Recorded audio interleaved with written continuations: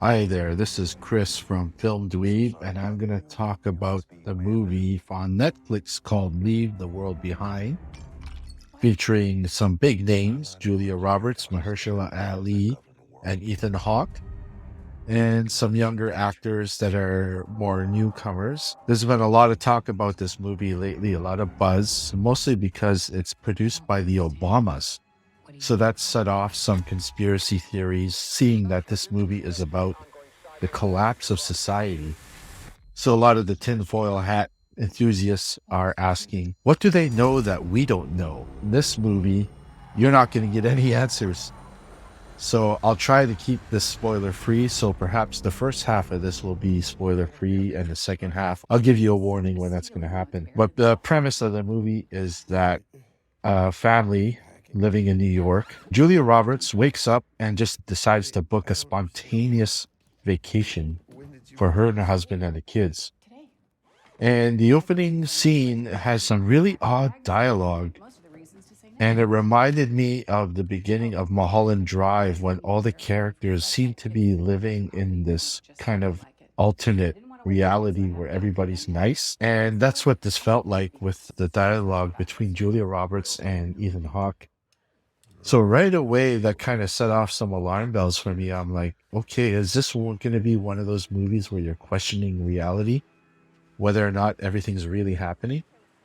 And I must say that upon reflection of it, watching it a couple hours ago, yeah, I think it was, but it's based on a book, and the author himself has said that he doesn't want anyone to have definite conclusions as to what's happening. This is in no way like a David Lynch type of movie. This is directed by Sam Esmail, and anyone who's a fan of Mr. Robot, such as myself, knows Mr. Robot was extremely dark, very dystopian, very cynical, and it dealt with, in a way, the collapse of society and humanity. It's what makes us human, and all through the eyes of a guy with some very limited social skills who's actually a genius and who's questioning his reality. And so it's got Sam Esmail's fingerprints all over it, particularly with the camera work. And he's very creative, and he makes everything look very interesting. So you won't be disappointed in that regard. And he's also brought on a lot of the production people from Mr. Robot over, such as the composer Mac Quayle. And that the soundtrack is very unnerving. So we go from the beginning of this kind of genial discussion between a couple, and then once they start leaving the city and getting into this vacation house, because of the music, you are getting this really uneasy feeling that something bad is going to happen. And that's the thing, is a lot of bad things start to happen, and the movie basically never explains exactly what they are. The gist of it is that what would happen if you were stuck in the house with these people that you don't know, and you didn't know what was happening in the world outside of those doors.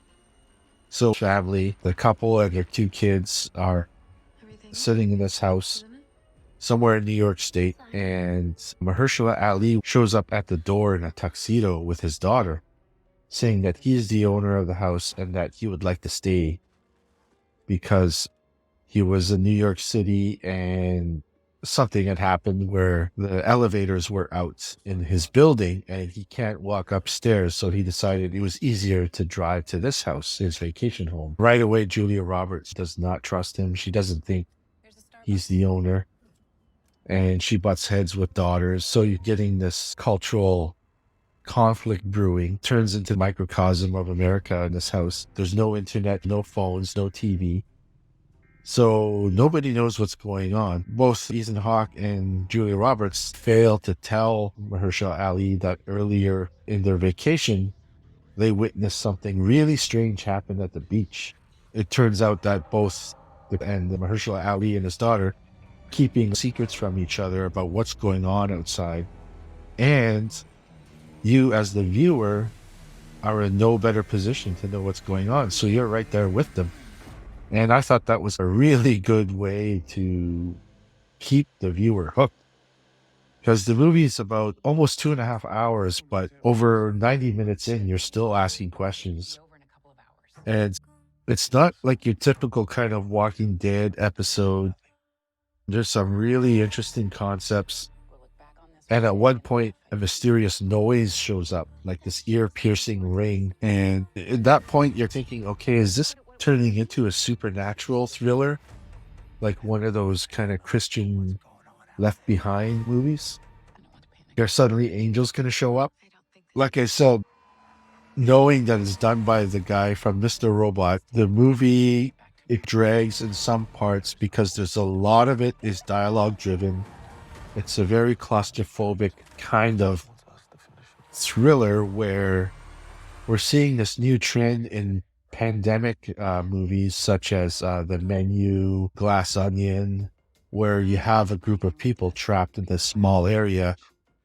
And this is going along right with that. So it's some sort of reflection of our fears, a mixture of post 9/11. Now we're in this post pandemic world. At one point, I think the teenage boy, he says normal doesn't exist anymore or something like that. In terms of the spoiler free aspect of it, I know you probably heard by now a lot of people aren't happy with the ending.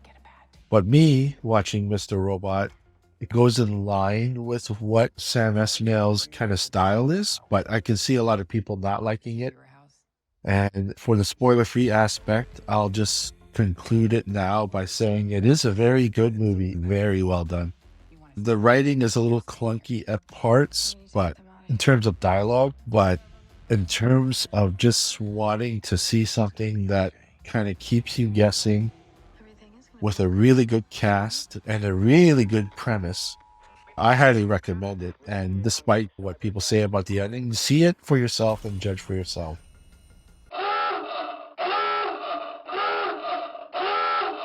Now we're getting into the spoilers here. There's a lot of questions about what happens.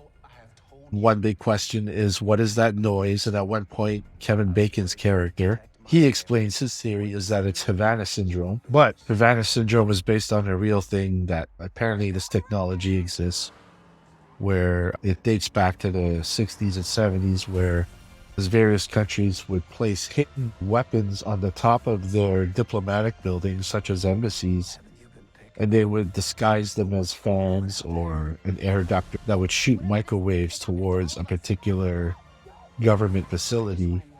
And it's not enough to poison or hurt people, but it causes a lot of disorientation and brain fog. There's another big question in this movie is, why does the teenage son, his teeth falls out suddenly? At one point, you see a bug has bitten his ankle, and he pulls the bug off. So immediately you're thinking that's what is causing him to be ill. And at the same time, there's also the sound, the noise, as it's referred to, and it's a high-pitched squeal that comes from everywhere. So first you hear a boom and then a high-pitched squeal, and everybody covers their ears from pain, but it doesn't seem to affect them in any other way. And the only one to really show some unnerving signs is the teenage son when he gets sick. So Kevin Bacon's character says that perhaps it's radiation from the noise being transmitted through sound via microwaves. And that's like some conspiracy theory that you often see on the internet through energy weapons. But yet no one else is getting sick from it. And I guess it could be the bug. But as well, a common theme in dreams is that your teeth fall out for some people, and that's a separation anxiety. At one point, it could be a possibility that this is some sort of dream of someone. Maybe it's the little girl, or it's some sort of collective dream. And at one point, Ethan Hawke's character says, I'm a useless man without my phone, without the internet. And he's making this collective statement on behalf of humanity as we are right now. So maybe that's just, the whole movie is just symbolic of us in this kind of technological daze. And that when we're separated from technology, that's where we start to fall apart. And it's just a simple explanation for what could happen if we're separated from what we're addicted to. And perhaps that's what the teeth falling out represents as well. There is the possibility that The little girl is the one who's behind this all because she seems to be the only one that notices things early on. She notices the boat that's going to crash. She notices the animals. She notices the house that has the bunker. She notices the city. And then the brother, he says a lot of really terrible things to her. Typical kind of sibling, banter, but he's particularly nasty with her, almost encouraging her isolation. And then shortly after is when he starts to lose his teeth. So did she do something to him? And then the movie ends with her finally enjoying the final episode of Friends. So she doesn't really focus on anything else other than that. Whereas everyone else is worried about what's going on in the world. She's only worried about what she wants. And because of her lack of internet, she can't see that final episode.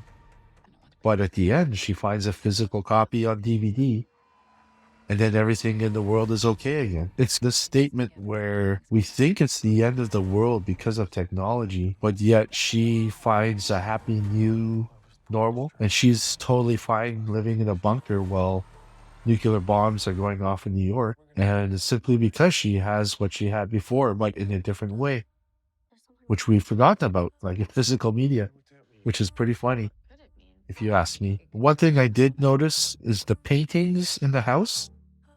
They resemble spectral graphs of audio files. There's some sort of meaning in that for me because they're all affected by the sound, yet they're surrounded by depictions of audio waves. Also, in other shots are literal waves, like ocean waves. In every shot, when they're in the house behind the character, you'll see some sort of depiction of a wave, whether it's an audio wave, an ocean wave. Waves, for some reason, are a big symbol in it.